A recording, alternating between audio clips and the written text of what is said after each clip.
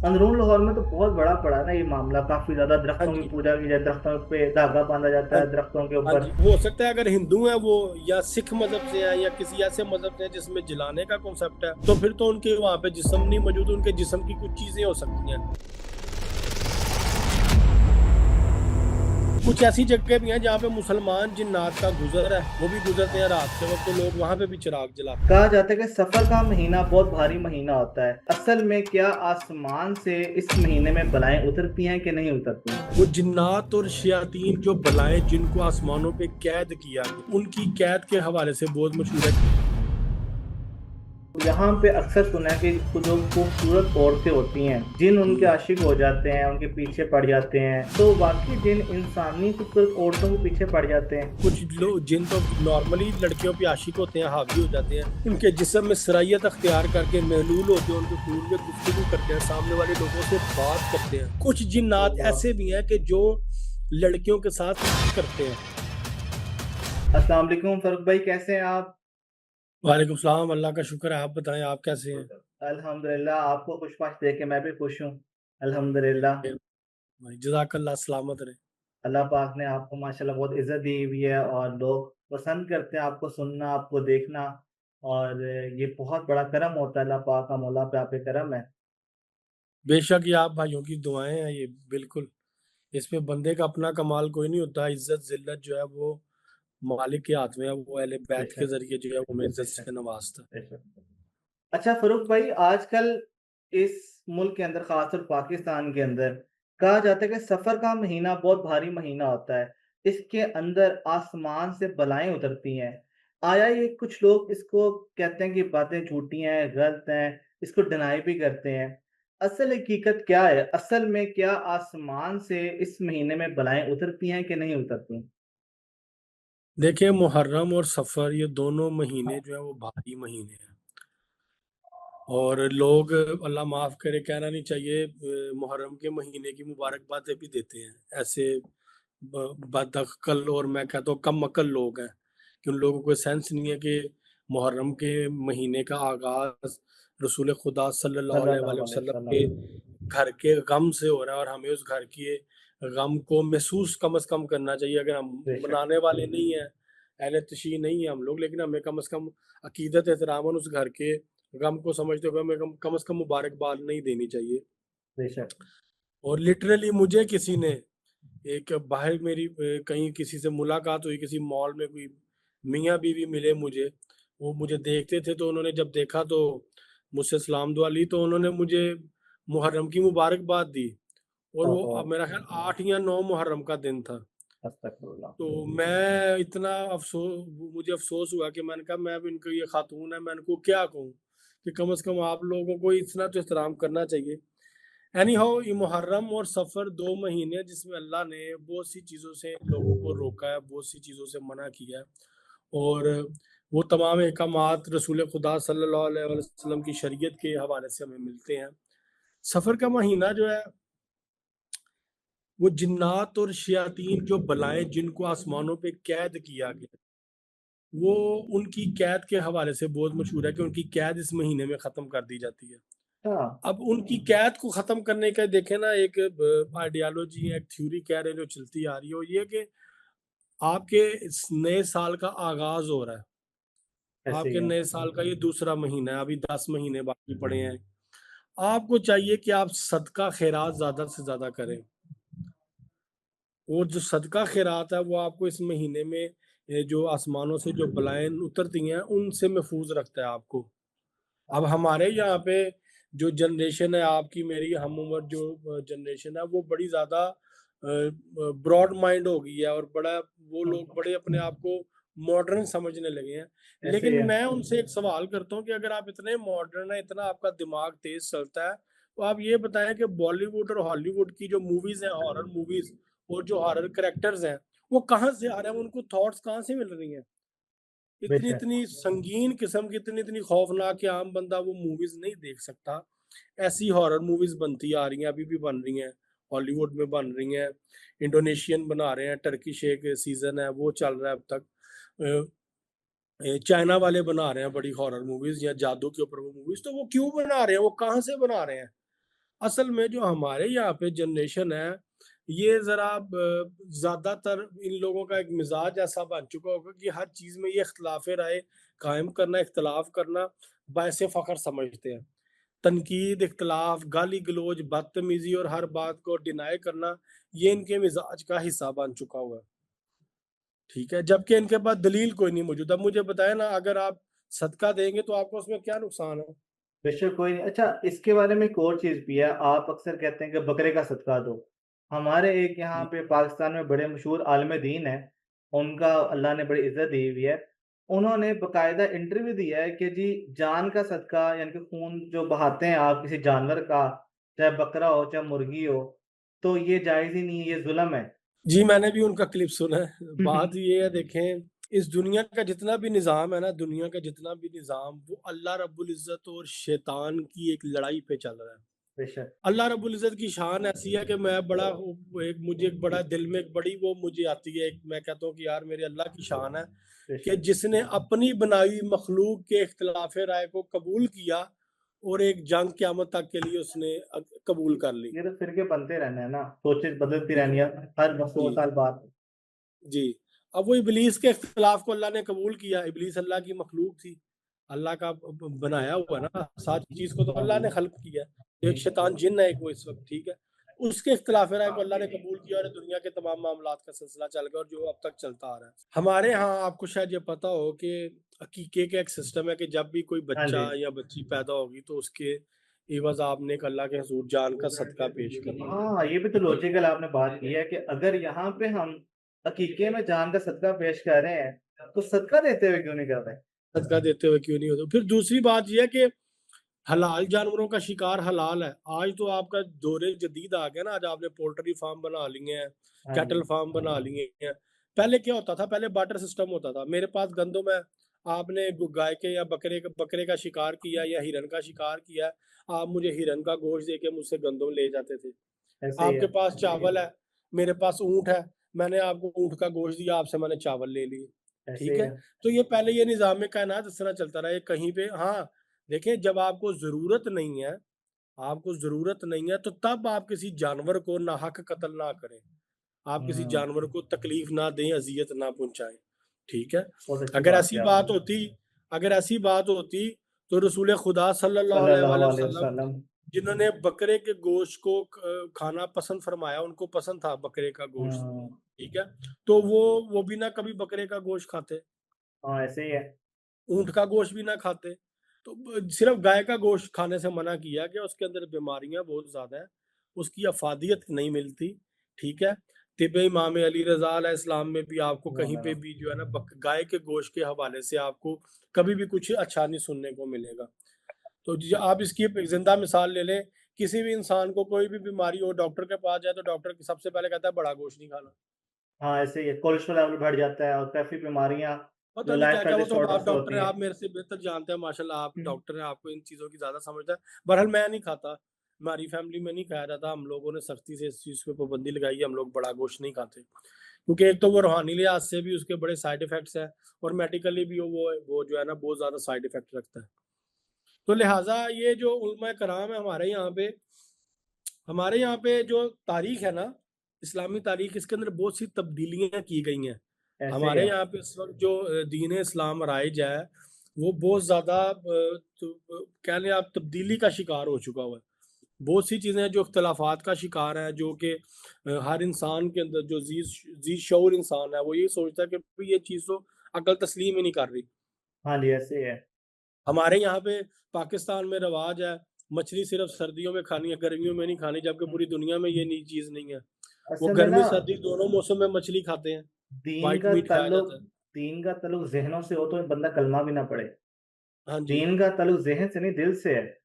हाँ जी। देखिए हुक्म है ना मानने का, बेशक, आपने सर-ए-तस्लीम ख़म करना है, फिर जब आप बेशक, ख़म कर लेंगे ना सर-ए-तस्लीम, फिर आपको उसके पॉज़िटिव वो आपको उसके पहलू भी जो है ना वो नज़र आ जाएँगे। इस्लाम दीन फ़ितरत पे है, बेशक, इस्लाम में कोई भी ऐसी चीज़ नहीं है जो नेचर के ऑपोज़िट है। बेशक। आपको नेचर के खिलाफ, नेचर के अगेंस्ट कोई भी चीज़ इस्लाम में नहीं मिलेगी। तो लिहाज़ा ये जो लोग ऐसी बातें करते हैं, इनको सोचना समझना चाहिए। हमारे यहाँ पे ना असल में दौरे जदीद आने के बावजूद, चैट जीपीटी आने के बावजूद मैं हैरान होता हूँ कि ये लोग क्यों इस कदर इस जहालत का शिकार है। हुँ, आज तो आपने जो पूछना है आप चैट जीपीटी से पूछें, तो वो हुँ। आपको ठग करके हर चीज़ खोल के रख देगा, हर चीज़ का रेफरेंस आपके सामने रख देगा और आपको बताएगा कि ये मसला है, इसका ये हल है। हाँ, लेकिन वक़्त के साथ-साथ चीज़ों की कई ऐसी ब्रॉड चीज़ें होती हैं जो चैट जीटीपी के पास भी नहीं है। अच्छा फ़ारूक भाई एक इश्यू है, वो ये है मैं पूछना चाहता हूँ कि कई लोग कहते हैं कि जब सफ़र में बलाएँ उतरती हैं, तो बलाएँ फ़िज़िकली ज़मीन पे आती हैं, कुछ होती हैं इनविज़िबल होती हैं, कुछ विज़िबल होती हैं। क्या हकीकत में ऐसी चीज़ें जो हवाई चीज़ें होती हैं, वो इंसानी रूप ले सकती हैं? बिल्कुल, जिन्नात और शयातीन मासूमीन के अलावा, अंबिया कराम और मासूमीन के अलावा किसी का भी रूप अपना के वो आपके सामने आके अच्छा, आपको डिस्ट्रैक्ट कर सकते हैं। अब ये बहुत से लोगों के मुशाहिदे में आया कि सफ़र के महीने में दिन के वक़्त, दोपहर के वक़्त, ज़ोहर से असर के दरमियान उन लोगों ने बहुत सी ऐसी मखलूक़ात को देखा है, बहुत सी ऐसी मखलूक़ात से सामना हुआ, जबकि आम तौर पे ये मखलूक रात को मिलती है। या हाँ, रात को ज़्यादातर ये आपका बात ऐसी है। मखलूक के साथ आमना-सामना होगा। हाँ लेकिन जी। बहुत से लोग ऐसे हैं जिन लोगों का सफ़र के महीने में ऐसी मखलूक़ात के साथ दोपहर के वक़्त आपने शायद सुना हो कि गाँव में मना करते हैं कि शिकरे दोपहरे बाहर नहीं निकलना। हाँ, ऐसी अक्सर रवायत हमें वो मिलता है। हाँ, वो इस वज़ह से कहा करते थे। इस महीने में वो दोपहर के वक़्त जब पूरा सूरज सवा नेज़े पे होता था, तो ऐसी मखलूक को मना कि वो ऐसी मखलूक बाहर निकलती है एनर्जीज़ लेने के लिए, जो अच्छा, सूरज से, आग से, आतिशी मखलूक से अपनी एनर्जीज़ लेते हैं। तो उस दौरान लोगों को मना किया जाता था कि आप लोग घरों से बाहर ना निकलें। आज ये हाँ, चीज़ें ज़रा आपको पता है ज़रा मॉडर्न दौर आ गया है। हम लोग मैकबुक, एप्पल, गूगल, हाँ। इंटरनेट और बड़े हुए एक रंगीन दुनिया के आदी हो गए हैं। इस वजह से हम लोगों को ज़रा ये चीज़ें ज़रा लोगों को, मुझे तो नहीं ख़ैर, लेकिन लोगों को ये चीज़ें ज़रा अजीब लगती हैं, लोग इन चीज़ों को नहीं एडमिट करते। अच्छा, अगर कोई फ़िज़िकल चीज़ आ जाए, हम कैसे पहचानेंगे कि वो इंसान है या कोई और चीज़ है? तो मतलब अगर कोई हमारे साथ चलना शुरू हो गया, हमसे बातें कर रहा है, कई बार मैंने यहाँ तक सुना है एक शख़्स की लाहौर की कहानी है, शायद आप उसे बिलीव ना करें, किसी ने सुनाई थी, मुझे भी शायद उस पे नहीं, बिलीव नहीं, नहीं है मैं लेकिन यकीन करता हूँ ऐसी चीज़ों पे, वो मैं हुआ करता हूँ। यूँ था कि वो कहता है कि मैं जा रहा था, सफ़र का महीना था, तो एक औरत मुझे मिलती है, बड़ी खूबसूरत। उससे मेरी मोहब्बत हो जाती है। उसने कहा मेरा आगे-पीछे कोई नहीं। उसके बाद उसकी से शादी होगी, औलाद भी हुई और जब उसको पता लगा किसी ने साबित है ये इंसान नहीं है, तो उसने कोई पढ़ाई की और वो वहाँ से गायब हो गई। अब अल्लाह बेहतर जानता है ऐसा हो सकता है कि नहीं हो सकता। वैसे ऐसा फ़िज़िकली हो सकता है कि नहीं हो सकता? नहीं, मैंने ऐसा वाक़या पहले सुनाया हुआ है, लेकिन वो वाक़या कुछ और है, वो सफ़र के महीने से नहीं है। मैं एक ऐसा वाक़या सुना चुका हूँ, वो अच्छा, किताबों में अच्छा। भी मौजूद है वो वाक़या। वो मेरे जानने वाले हैं, उनके लिंक से बंधा था, उसने मुझे अपनी स्टोरी सुनाई थी। तो मैं ये पोंगी मारा हो है। सकता है उसके साथ भी पेश आया हो वाक़या, हम लोग नहीं हाँ। झुठलाते किसी को जब तक हमने देखा नहीं है, हम हुँ। नहीं किसी को झुठलाते। जब कभी कोई ऐसी शख्सियत, कोई ऐसी मख़लूक आपके सामने आएगी, उसको पहचानने की निशानी ये है कि वो पलक नहीं झपकेगी बात करते हुए। हम पलक झपकते हैं ना, अच्छा। आप भी झपकेंगे पलक ऐसे बात करते-करते, हाँ। मैं भी झपकूँगा पलक, तो वो पलक नहीं झपकती। ये इनकी अच्छा, सबसे पहली निशानी है। वाह! ये ज़रूरी नहीं है कि उनके पाँव वो उल्टे हों और ऐसा जिस्म हो, दाँत बाहर हों लंबे-लंबे, या हाँ। सर पे सींग हो, या पीछे एक दुम निकली हो, वो ये ज़रूरी नहीं है। पंजाबी औरतें कहती हैं ना पुच्छल पैड़ी कहते हैं? वो जो पंजाबी में कहते हैं पाँव उल्टे हो पुच्छल पैड़ी पता नहीं क्या कहते हैं उसको? हाँ जी, वो हाँ जी, वर्ड यूज़ पिछल किया पैरी, जाता है उसके पाँव पिच्छल मुड़े पैड़ी। होते हैं, इतने-इतने लंबे पाँव होते हैं, हाँ, उसके पाँव मुड़े होते हैं। ठीक है? तो ये हाँ। ज़रूरी नहीं है। अच्छा, तो निशानी यही है कि वो इंसानों में अगर घुले-मिले हैं तो वो आपके सामने आएँगे, आपके सामने आके आपसे बात करेंगे तो आप वो पलक नहीं झपकेंगे। अच्छा। हाँ जी, ये उनको पहचानने का तरीकाकार है कि वो पलक नहीं झपकते। अच्छा सर एक और चीज़ है, अक्सर ये लाहौर में ख़ास तौर पे बाकी शहरों का तो नहीं पता, मशहूर होता है बोर वाला दरख्त। ये बोर वाले दरख्त के नीचे नहीं बैठना, बोर वाले दरख्त में बलाएँ होती हैं, इसको काटना नहीं है, अगर किसी ने काटा उसका नुकसान हो बोड़ जाएगा। बो बोड़ वाला दरख्त जो है ना, उसका एज़ सच कोई बैकग्राउंड नहीं है, बैकग्राउंड सिर्फ़ बेरी के दरख्त का है। अच्छा, बोड़ वाले दरख्त का सिर्फ़ इसलिए कहा जाता है क्योंकि वो हज़ारों साल उसकी उम्र होती है और जो पुराने दरख्त होते हैं उनमें जिन्नात रहते हैं। अच्छा, दरख्तों के अंदर जिन्नात रहते हैं, दरख्तों के अंदर उनका बसेरा होता है। इस वजह से मना किया जाता है। अदरवाइज़ जो पुराने दरख्त जितने भी हैं, बोड़ के अलावा हुँ। वो एक और है यार, वो जो जिसमें से वो पेंट बनता है, उसको क्या बोलते हाँ, हाँ, हैं? हाँ, हाँ।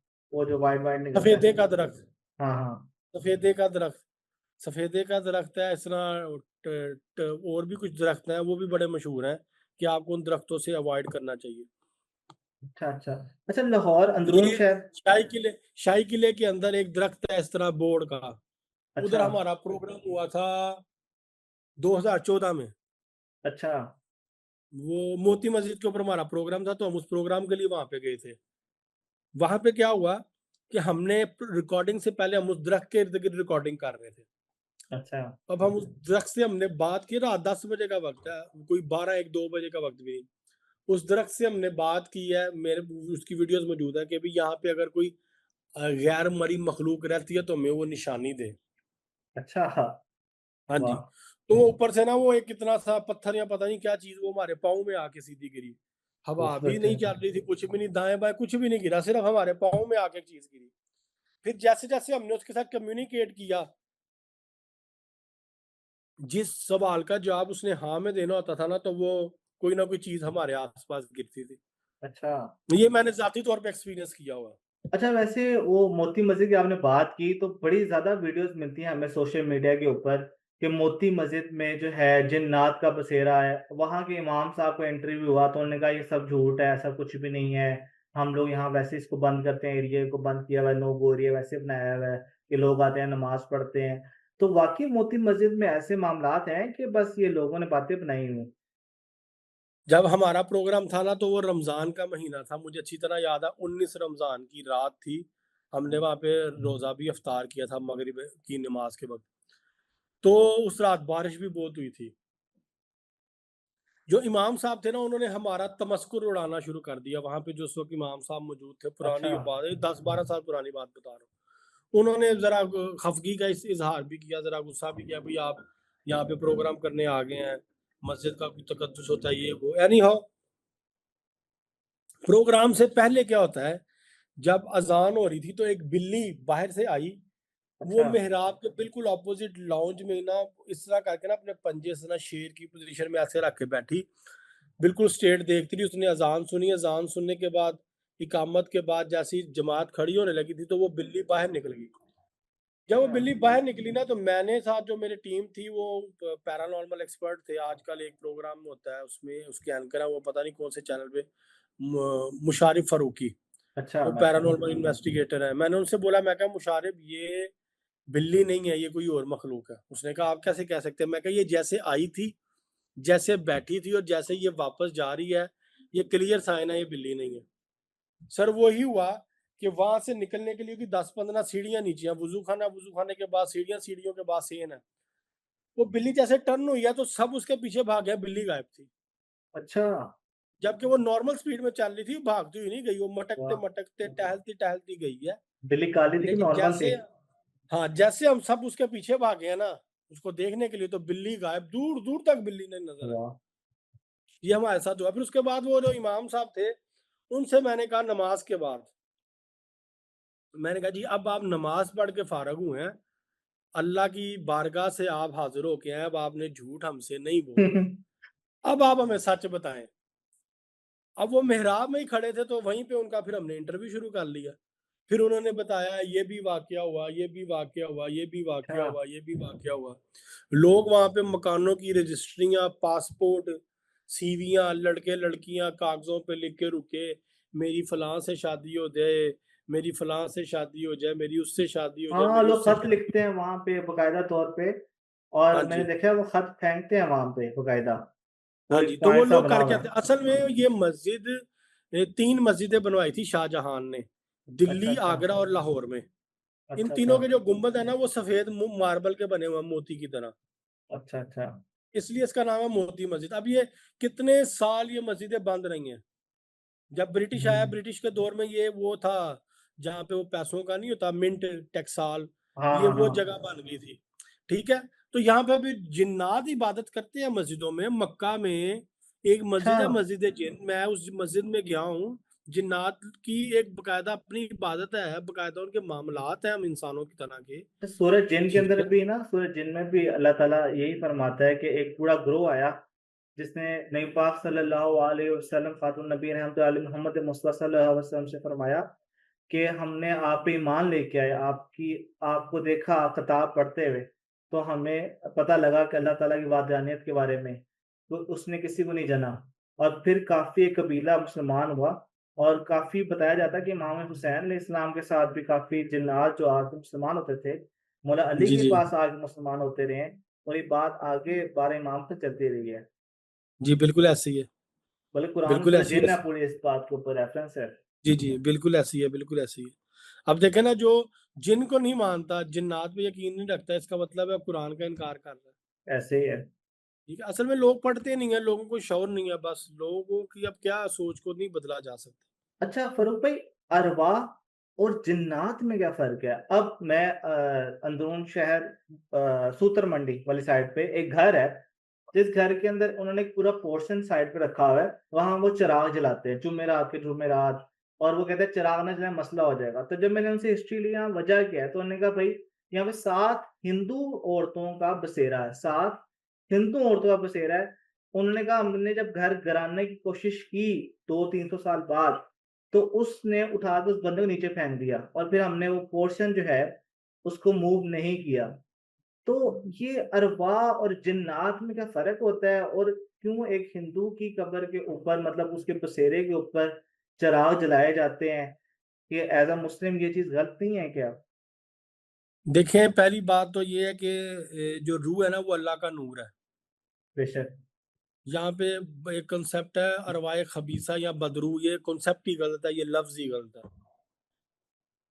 अच्छा। ये एक टर्म यूज़ की जाती है, एक लफ्ज़ यूज़ किया हाँ, जाता है बदरू। बदरू या अरवाए खबीसा, खबीस रूह।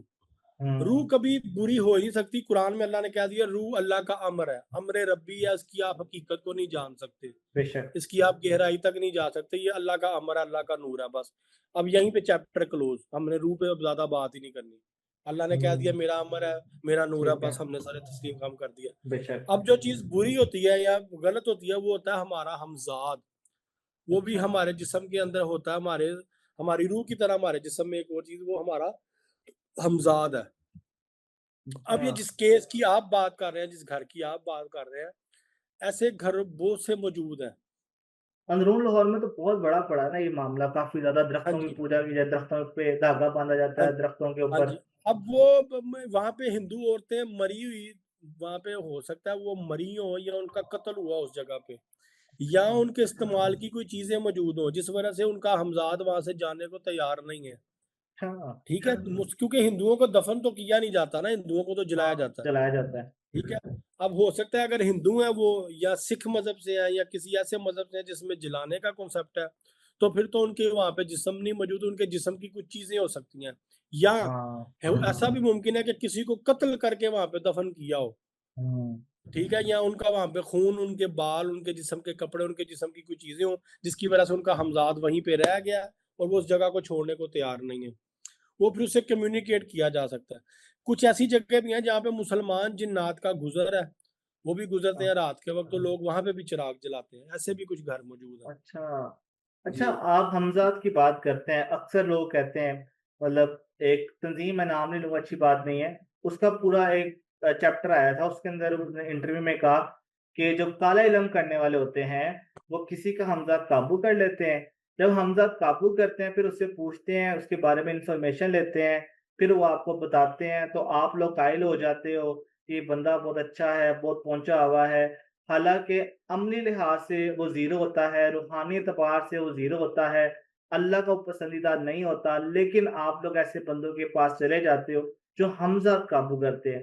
तो ये हमज़ा कोई हर बंदा काबू कर सकता है इज़िली? देखिए हमज़ाद, देखिए काबू ज़िंदा लोगों का तो करना बहुत मुश्किल है। हाँ, लोग अपना अपना हमज़ाद मुसख़्ख़िर करने की कोशिश करते हैं, उसकी कुछ प्रैक्टिसेज़ हैं। सूरज का एक अमल है, सूरज को देखने का, चाँद को देखने का, शीशे को देखने का, पानी को देखने का, ऐसे कुछ अमलियात हैं। ठीक है? आग को देखने का, आग का शोला मोमबत्ती जला के या दिया जला के, वो एक अलग कुछ अमलियात है, वो ख़ैर मैं नहीं बताऊँगा। अच्छा, अच्छा। वो कुछ अमलियात हैं हमज़ाद को मुसख़्ख़र करने के। वो लोग हाँ करते हैं ताकि जो है वो हमज़ाद काबू कर लें और इस तरह के काम वो करें।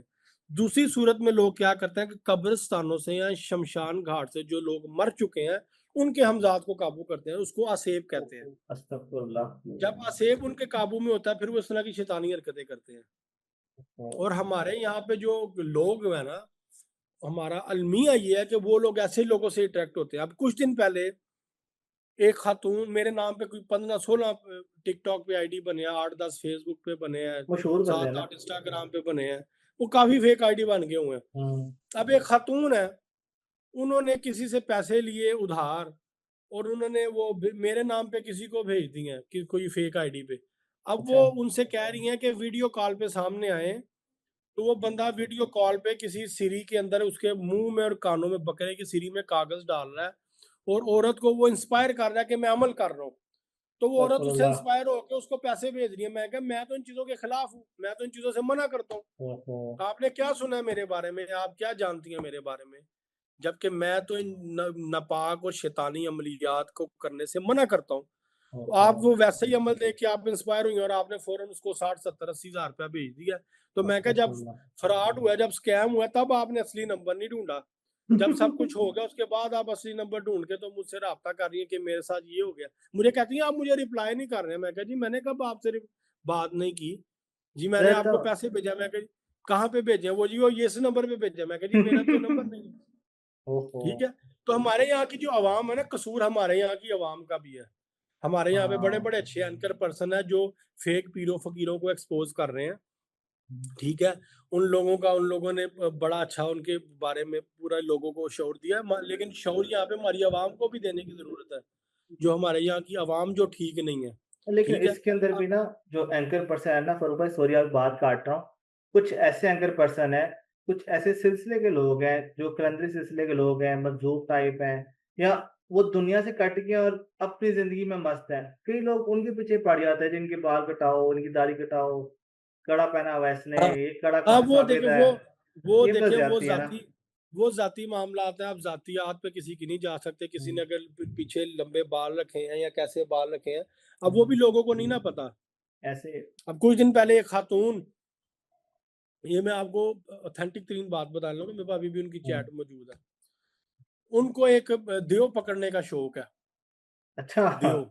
उन्होंने एक अल्लाहु देव का अकबर! नाम लिया। हाँ, तो वो देव को काबू करना चाहती हैं और किसी आमल ने उनको 7-8 महीने उनके साथ बड़ा सेक्स किया उसके साथ, उस लड़की के साथ कि तुम्हें ये देव अस्तगफुरुल्लाह! मिलेगा और इस देव को काबू करने की शर्त है कि इसके लिए सेक्स करना होता है, ठीक है? अस्तगफुरुल्लाह! अब वो मुझे मैसेज करके क्या कह रही हैं कि जी ये मैं ये देव पकड़ना चाहती हूँ, तो क्या आप भी ये सेक्स वाला अमल करते हैं? मैं ये अमल आपके साथ करना चाहती हूँ। मैं कहा बीबी अस्तगफुरुल्लाह! तुमने ये क्या सोच के मुझसे बात की है? मैं कहूँ कोई मेरी कोई प्रोग्राम देखो, कोई वीडियो सुनो। मैं तो हमेशा मना करता हूँ कि जादू, जिन्नात या ताकतें हासिल करने के चक्कर में ना पड़ें। सबसे बड़ी हुँ। ताकत अल्लाह रब्बुल इज़्ज़त की है। अल्लाह रब्बुल इज़्ज़त की सबसे बड़ी ताकत का उनके सबसे बड़े शेर जो अल्लाह का शेर है उसका नाम है मौला अली अलैहिस्सलाम। उन हस्तियों के साथ आप एफ़िलिएट हो जाएँ, आपको दुनियावी किसी जिन्नात या शैतानी ताकत की ज़रूरत ही नहीं पड़ेगी। बेशक, लेकिन इसके अंदर ये ठीक भी है? तो है ना, पाक होना गुज़रे अब थे तो देखिए ना, गंदगी में अब चले देखिए गए। हमारे यहाँ की जब अवाम या लड़के-लड़कियाँ या यंग जनरेशन या जो भी है जिनको शऊर ही नहीं है और हुँ, वो जब ऐसी ताकतों के चक्करों में पड़ेंगे, फिर ऐसे पीरों-फ़कीरों, ऐसे बाबों के पास जाएँगे, तो फिर यही सब कुछ होगा कि वो 8 महीने से उसके साथ सेक्स कर रही है। फिर बाद में मुझे कहती अस्तगफुरुल्लाह! है आप मुझसे शादी कर लें। और मैं कहा बीबी जान छड्ड, किहड़े हुँ, हुँ, चक्करां च हैगी है तू? हुँ, हुँ। मैं कहा ये तू दियो दे चक्करां च, कल नूं तू किसी होर चक्करां च। मैं कहा मेरे पास इतना वेला टाइम नहीं होता इन फालतू अस्तगफुरुल्लाह! बातों के लिए, इन फ़ज़ूलियात के लिए। लिहाज़ा इन चक्करों से बाहर निकलो, अपनी नॉर्मल ज़िंदगी गुज़ारो, ठीक है? और अल्लाह अल्लाह खैर सल्ला। अब अक्सर यहाँ पे आप किसको कसूरवार ठहराएँगे? यहाँ पे आप किसी आवाम आमल को को कसूरवार नहीं ठहरा, अवाम खुद कसूरवार है गलत सही कि का पता उसको होना नहीं पता। चाहिए। किसी लड़की को नहीं पता कि मेरी लिमिट्स क्या हैं, मुझे क्या करना चाहिए, क्या नहीं करना चाहिए, शरीयत में किस चीज़ की पाबंदी है, किस चीज़ से शरीयत ने मना किया, कहाँ-कहाँ पे रोक लगाई है, वो उसको नहीं पता। उसको पता होना चाहिए, डेफ़िनिटली पता होना चाहिए। बेशक। अच्छा यहाँ पे अक्सर सुना है कि जो खूबसूरत औरतें होती हैं, जिन उनके हुँ। आशिक हो जाते हैं, उनके पीछे पड़ जाते हैं, कोई फूल उतारने गई तो वहाँ उसको पसंद आ गया, तो वाक़ई जिन इंसानी खूबसूरत औरतों के पीछे पड़ जाते हैं। जो हवस-परस्त जिन्नात होते हैं या हुस्न परस्त होते हैं, वो दोनों ये काम करते हैं। कुछ लोग जिन तो नॉर्मली लड़कियों पे आशिक होते हैं, हावी हो जाते हैं। उनके जिस्म में सराहियत अख्तियार करके महलूल होके उनके खून में गुफ्तगू करते हैं, सामने वाले लोगों से बात करते हैं और उनको ओह! कहते हैं कि मैंने इसको नहीं छोड़ना। कुछ जिन्नात अस्तगफुरुल्लाह, ऐसे भी हैं कि जो लड़कियों के साथ सेक्स करते हैं, बाकायदा। अस्तगफुरुल्लाह। इसके बारे में रवायात में भी मौजूद है कि जिन औरतों के साथ जिन्नात या शयातीन हम बिस्तरी करते हैं, सेक्स करते हैं, उनकी शर्मगाह में ऐसे लगता है जैसे आग लगी हुई है और कुछ की तो अस्तगफुरुल्लाह, शर्मगाह में वाक़ई आग लगी नज़र भी आती है। औरतों की वजाइना में आग लगी हुई नज़र आएगी कि इसकी वजाइना में आग लगी हुई है। वो इस वजह से कि उनके साथ जिन्नात या शयातीन ने सेक्स किया होता है, हम बिस्तरी की होती है। कुछ केस ऐसे भी हैं जिनमें लड़कियों के साथ ख्वाब में सेक्स होता है। जैसी वो नींद से माशाअल्लाह, बेदार होती है तो उनके जिस्म की कैफ़ियत वैसे ही होती है और वो अस्तगफुरुल्लाह। बोझलपन महसूस करती है और उनके जिस्म में तकलीफ़ होती है। कुछ केसेज़ ऐसे भी हैं। अच्छा ये कहा जाता है स्पिरिचुअल हीलिंग या फिर पावर ट्रांसफर, ये पावर ट्रांसफर है क्या? असल में आप भी अक्सर लफ्ज़ इस्तेमाल करते हैं, आपके साथ भी ये बोला जाता है कि जी आप माहिर हैं पावर ट्रांसफर में। तो अवाम को नहीं पता पावर अक्सर सवाल मेरे से भी दोस्त बैठे थे कहते पावर ट्रांसफर क्या होता है? मैं एक घंटे तक इंटरेस्ट और बताऊँगा। देखें, बात पता है क्या पावर ट्रांसफ़र क्या है? देखें, मैं पॉज़िटिव बंदा हूँ। मैं आपके साथ बैठा हूँ, आप और मैं बातें कर रहे हैं, हम पॉज़िटिव बातें कर रहे हैं, हमने अपनी सोच पहले पॉज़िटिव बनाई है, दिल को साफ़ किया है, माहौल हुँ, साफ़ किया, उसके बाद आप मेरे साथ अपना एक कनेक्शन बिल्डअप करेंगे, ठीक है? तो आप भी पॉज़िटिव होना शुरू हो जाएँगे, दैट्स कॉल्ड पावर ट्रांसफ़र, अच्छा दैट्स तो कॉल्ड ऑरा क्लींजिंग या ब आजकल साइंस की टर्म में बड़े-बड़े नाम आ गए हैं। दूसरे लफ्ज़ों में मौला अली अलैहिस्सलाम की रिवायत है कि हर इंसान अपनी नीयत के मुताबिक पाता है। जैसी बेशक, उसकी नीयत होगी, उसको वैसा ही मिलेगा। तो बेशक, आप अपने आप को पॉजिटिव कर लें, कुरान में अल्लाह भी कहता है मेरे बारे में जैसा गुमान करोगे मुझे वैसा पाओगे। बेशक, आज साइंस ने एक लॉ ऑफ अट्रैक्शन भी लॉन्च कर दिया कि जी आप अपने माइंड की पावर के साथ आप सब कुछ कर सकते हैं, आप जो सोचेंगे वैसा होगा। तो ये तो बेशक, सारा कुछ इस्लाम पहले बता चुका है, मौला अली अलैहिस्सलाम पहले बता चुके हैं, ठीक है? बेशक। बात ये है कि हमारी रिसर्च नहीं है, हमारी तालीम नहीं है। हमें सिर्फ़ इन चीज़ों में उलझाया हुआ है कि बाजू इतनी सी खुश्क रहेगी तो क्या होगा? हाथ इधर रह गए या हाथ उधर रह गए, बस हम इस या शलवार टखनों से ऊपर रखनी है, नीचे रखनी है बस। ये 5-6 गिनती की चीज़ें हैं। इसके अलावा हमारे यहाँ पे बाकी जो आम ज़िंदगी गुज़ारने के लिए जो-जो चीज़ें ज़रूरी हैं, उनके ऊपर बात नहीं की जाती और इस ऐसे वज़ह से हमारे यहाँ पे मसाइल हैं बेशुमार। और काफ़ी ज़्यादा मैंने सुना है कि औरतों की शादी इस वजह से नहीं होती कि उनके साथ ऐसी चीज़ें मौजूद होती हैं कि जो उनको शादी करने नहीं देते। उनके लिए मसले पैदा करते हैं मतलब इवन कि हो भी जाए डिवोर्स हो जाती है, सिर्फ़ अंदर वो गंदगी मौजूद होती है। वो पीरियड्स के दिनों की वजह से जो औरतें जो है अपने पीरियड्स की एहतियात नहीं करती और पीरियड्स के जो मामलात है उसके बारे में जो शरीयत में जो चीज़ें हैं उनको वो फॉलो नहीं करती, उनके साथ ऐसी चीज़ें अटैच हो जाती हैं और उनको कुछ भी महसूस नहीं होगा। उनकी वो बेहतरीन लड़कियाँ होंगी, फैमिली बैकग्राउंड ठीक, फाइनेंशियली ठीक, खूबसूरत, पढ़ी-लिखी, हर चीज़ परफेक्ट होगी। कोई आप उसके अंदर एक नेगेटिव पहलू नहीं ढूँढ ढूँढ सकते। लेकिन अच्छा, सब कुछ होने के बावजूद उनका रिश्ता नहीं हो रहा होता, अगर हो जाए तो शादी 3 से 6 महीने के अंदर-अंदर डाइवोर्स हो जाती है। ओहो! वो ऐसे ही केसेज़ होते हैं, तो जिसको कहते ये हैं बंदिश होना। तो वो अपने बारे में पहले इलाज क्यों नहीं कराती? कोई ना कोई बंदा ढूँढ के, कोई रहनुमा ढूँढ के, कोई अल्लाह का वली ढूँढ के? बस यहाँ पे देखें ना, यहाँ पे वो कॉन्सेप्ट नहीं है या लोगों को शऊर नहीं है या लोग इस तरफ आते नहीं हैं या जो आज है जिन लड़के-लड़कियों के साथ मसाइल है उनके माँ-बाप इन चीज़ों पे यकीन नहीं रखते या कुछ हुँ। लड़कियाँ जो है वो खुद इन चीज़ों पे यकीन नहीं रखती। हाँ, ये वजह भी है और फिर लोग साइंटिफिकली देखते हैं, लेकिन हाँ जी। कई ऐसी बीमारियाँ भी होती हैं कि जो साइंटिफिकली नहीं होती, जो रूहानी तौर पे होती हैं। इन चीज़ों को देखिए मेरा सिर्फ पेरेंट्स साइंटिफिकली को मैं चाहिए। कितनी ही नफ्सियाती बीमारियाँ जिनका आज इलाज मौजूद नहीं, ऑटिज़्म का इलाज मौजूद नहीं, ऐसे ही है। शिज़ोफ्रेनिया का नहीं मौजूद, ओसीडी का नहीं मौजूद, बहुत सी बीमारियाँ हैं, मैं गिनवाने बैठूँ तो बहुत सी हैं ऐसी। एपिलेप्सी का इलाज नहीं मौजूद, मिर्गी का, ठीक हुँ, है। अब कुछ किताबों में यहाँ पे भी लिखा है कि मिर्गी रूहानी बीमारी है, वो तिब्बी बीमारी है ही नहीं। अच्छा। अच्छा मुझे बताएँ जो ऑटिज़्म है, ये रूहानी बीमारी? हाँ जी, इसके बारे में भी कुछ किताबों में ये मौजूद है कि ये रूहानी बीमारी है। कुछ किताबों में यहाँ पे है कि ये आजकल जो है बच्चों के मोबाइल यूज़ की वज़ह से ज़्यादा हो रहा है। ऑटिज़्म शुरू से चलता आ रहा है कि कुछ अरसा हुआ है इसको? क्योंकि अब तो हर नहीं दूसरा ये बच्चा कुछ ऑटी है। ये कुछ अरसा हुआ है, ये ज़्यादा पुरानी बीमारी नहीं है, कुछ अरसा हुआ है इस बीमारी को आए हुए। हाँ, हाइपर उसमें एक्टिव, नॉर्मल और पता हाँ नहीं जी, कितने स्टेजें हैं। और फिर डिले स्पीच स्पीच का बहुत मसला आ रहा है। ये महज़ हाँ सारी जी। रूहानियत ये की वज़ह सर से सर क्योंकि लोग इसकी वज़ह पाक नहीं से रहते। इसकी वजह से है। अच्छा। आजकल हाँ, मेरी कल ही एक बच्चे से मुलाकात हुई है, 3 साल का बच्चा है, वो बोल नहीं सकता। अब वो ओहो! 3 साल का बच्चा, माँ-बाप ने उसको आईपैड लेके दिया हुआ है। ब्रेन तो सारा वहाँ लग उसके गया। जिस्म देखे ना, उसका ब्रेन स्टक है एक जगह पे, उसके ब्रेन से जो एनर्जीज़ निकल रही हैं, हाँ, उनको बाहर निकलने का कोई रास्ता नहीं मिल रहा, कोई एक्टिविटी नहीं है। ऐसे ही है। ब्रेन और उसके मोबाइल के दरमियान ही कनेक्शन है, उधर ही एनर्जीज़ बस ट्रांसफ़र हो रही हैं बस। अब वो एनर्जीज़ कहाँ जाए, दिमाग से निकल के। तो फिर जब वो दिमाग के अंदर ही रहेंगी, जिस्म के अंदर ही रहेंगी, तो उसने कुछ ना कुछ तो चीज़ को अनबैलेंस करना ही करना है। तो अनबैलेंस की वजह से फिर ये सारी बीमारियाँ हो रही हैं। अच्छा सर, एक और कॉन्सेप्ट है। जिन्होंने जिन्होंने सब कुछ लॉन्च किया, वो आज भी ये मोबाइल यूज़ कर रहे हैं। अच्छा। ठीक है, हाँ जी। उस मुल्क में आज भी ये मोबाइल यूज़ हो वाह! रहा है, वो लोग बच्चों को ये आईफ़ोन शाईफ़ोन नहीं दे रहे, और हम लोग कि तौहीन उनके समझते वहाँ हैं पे हाँ जी, उनके वहाँ पे यही मोबाइल यूज़ हो रहा है। और हमारे यहाँ तौहीन है। हाँ जी, हमारे यहाँ पे तो ही ना। बेइज़्ती हो जाएगी फ़ोन निकला जेब से तो। बेइज्जती हो जाएगी, यार बटन वाला मोबाइल कढ़ेगा, तू बटन वाला मोबाइल रखे है, लेकिन जो समझदार लोग हैं, उनको पता है कि बटनों वाला मोबाइल कौन रखता है। अच्छा सर, अक्सर ही यहाँ पे एक कॉन्सेप्ट है कि मीठा खिलाया जाता है जी, किसी पे कोई अमल करना हो। मेरा एक दोस्त था, बहुत कमज़ोर था। मैंने उससे कहा, "आपको वजह क्या बनी?" कह रहा, "छोटा था, मैं बहुत सेहतमंद था। चाची ने मीठा खिलाया, उसके बाद से जो है ये मसाइल पैदा हो गए, तब से मेरी सेहत वापस नहीं आ सकी।"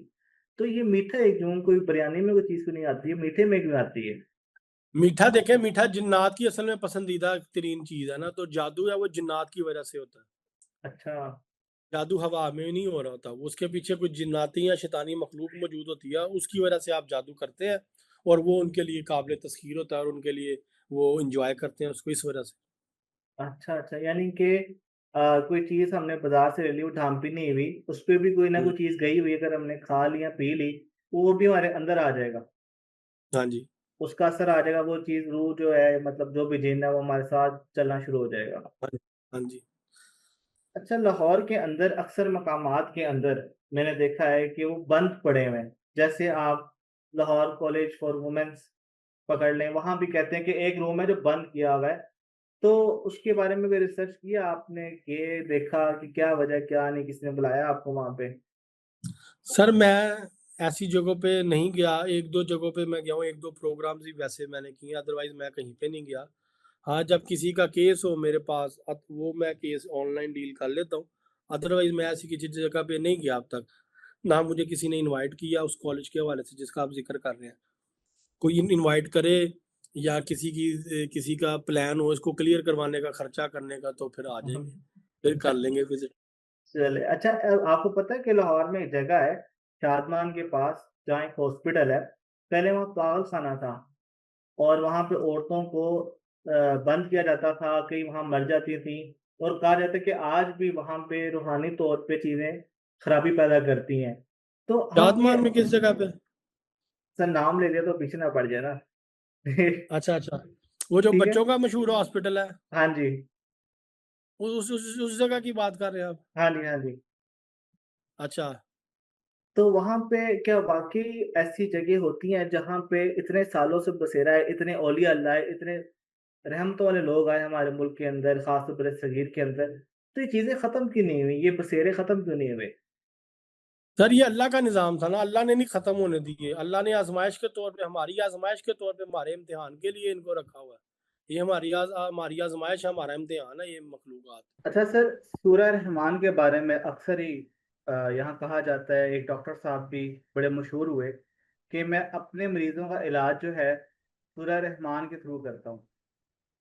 तो सर मुझे आप ये बता सकते हैं कि आप भी अक्सर ये बात करते हैं सूरह रहमान के अंदर ऐसी क्या पावर है, जिस वजह से जो है जब कोई बंदा सुनता है तो उसके अंदर कोई भी ऐसी चीज़ मौजूद हो, वो भाग जाती है या मर जाती है, क्या वजह है इसकी?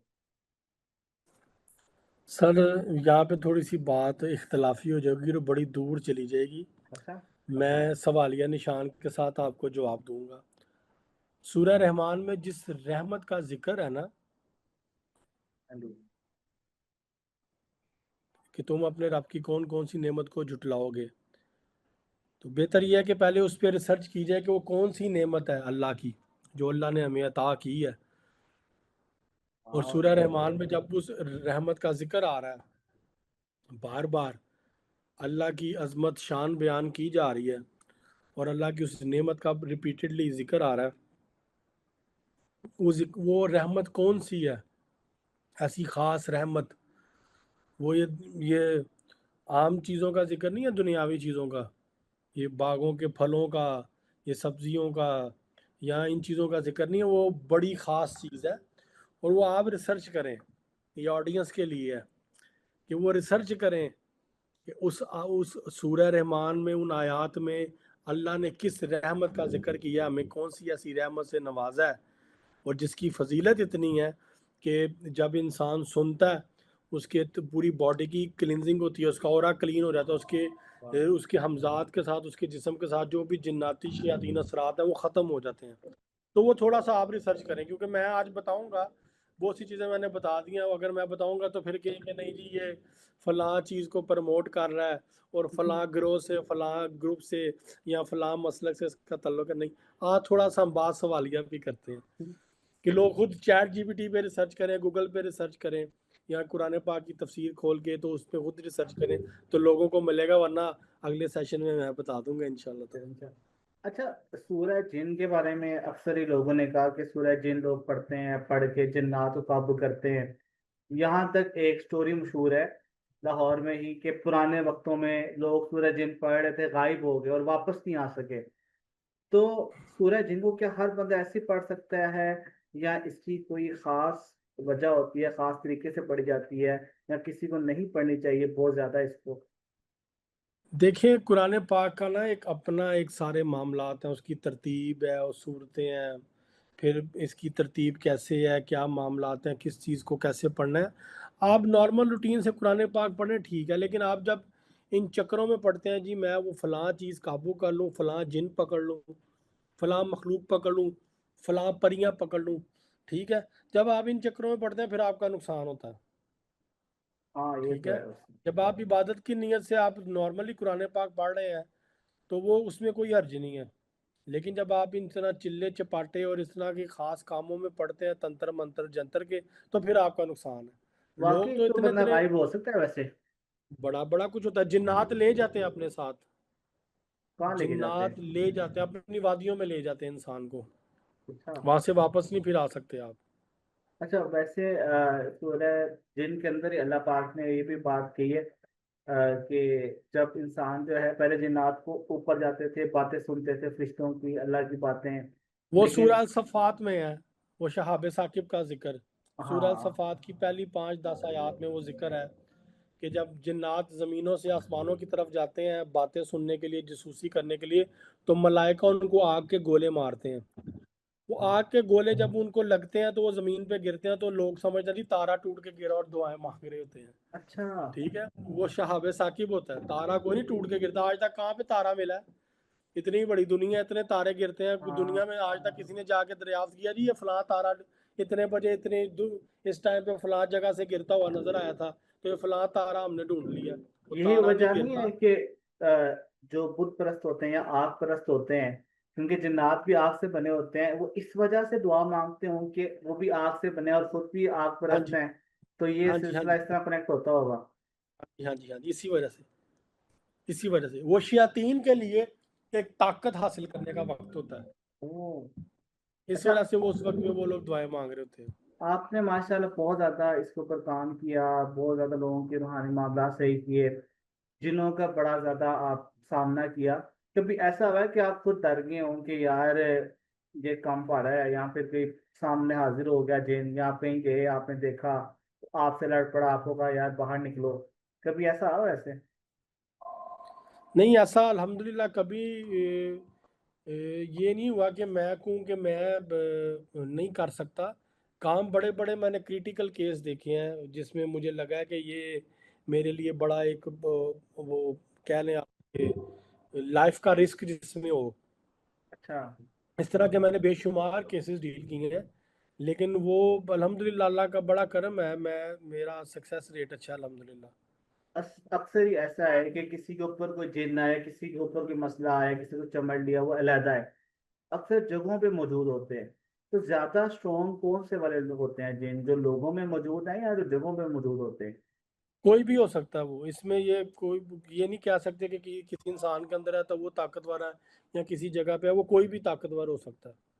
तो आप कैसे उनको जाके किसी जगह पे कोई मौजूद है, आपको बुलाया जाए, तो आप कैसे उससे करते हैं कम्युनिकेट कि चला जाए तो वो आपकी बात मान लेता है? वो कुछ ख़ास तरीके हैं जो आइम्मा अहले बैत ने, मौला अली अलैहिस्सलाम ने और बाकी इमामों ने बताए हैं। वो कुछ चीज़ें हैं, वो कुछ ख़ास दुआएं हैं, वो पढ़ी जाती हैं बस। इसके अलावा कोई रॉकेट साइंस नहीं है हमारे पास। ना मैंने कभी कोई क्लेम किया कि मेरे पास कोई जिन है तो मेरे पास कोई मोकल है तो मैं ये कर दूंगा, नहीं।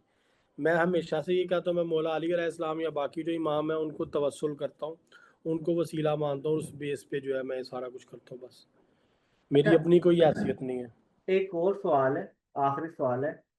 आपने कहा कि एक औरत ने किसी को पैसे दिए, उसने आपकी तस्वीर लगाई थी व्हाट्सएप के ऊपर, और वो समझी आप हैं और सारा वो बेचारी फंस गई। तो कैसे किसी को मालूम होगा कि आप हैं कि नहीं? ऐसे तो कोई भी फ्रॉड कर सकता है आपकी तस्वीर लगा के। तो सर फिर मैंने बेशुमार लोगों से कहा है कि जब तक मेरी तो एक तो आवाज़ पहचान सकते हैं आप, ठीक है। मेरा सिर्फ एक ही नंबर है जिस नंबर पे अभी हम बात करते हैं, वो व्हाट्सएप नंबर मेरा चलता है मेरी हर वीडियो में, ठीक है। मेरे यूट्यूब में हर वीडियो में चलता है, वीडियो के नीचे डिस्क्रिप्शन में भी मौजूद है। दूसरा, मैं आप सबको ये कहता हूँ कि जब तक आप मुझसे वीडियो कॉल पे बात ना कर लें, आप किसी को पैसे ना भेजें। तो सर आपका चार्जेस थोड़े बहुत होते हैं कि बस ज़्यादा ही होते हैं? ठीक, केस के हिसाब से। वो पेशेंट की कंडीशन पे डिपेंड करता है। कुछ केसेस में तो मैं उनको खुद कह देता हूँ कि आप ये रेमेडीज फॉलो करें, आपको मुझसे इलाज की ज़रूरत नहीं है। मैंने तो इसमें की वीडियोस भी बना दी हैं लोगों की आसानी के लिए। अच्छा, ये अमल सही होता है? लोग मोमबत्ती चला लेते हैं, कहते हैं जिन हाजिर हो रहा है। हाँ, वो अंधेरा कर देते हो हैं। सकता हो है, सकता हो है। सकता है। सही से। तो मुझे बड़ा अच्छा लगा आपके साथ इंटरव्यू करते हुए, और मुझे उम्मीद है कि लोगों को हकीकत समझ आएगी और लोग अब आपकी फेस के ऊपर धोखा नहीं खाएंगे। और मैं आवाम को कहना चाहूँगा कि अगर कोई भी उनका टॉपिक किसी के बारे में वो जानना चाहते हैं, तो वो हमें यहाँ कमेंट करें। हम इंशाल्लाह फ़ारूक भाई से दोबारा वक़्त लेंगे, और वक़्त लेके इंशाल्लाह। उनकी जो है रहनुमाई करेंगे और उनको उस बारे में बताएंगे। फ़ारूक भाई, बहुत शुक्रिया आपका वक़्त देने का। आपने वक़्त दिया। मैं जज़ाकल्लाह खैर।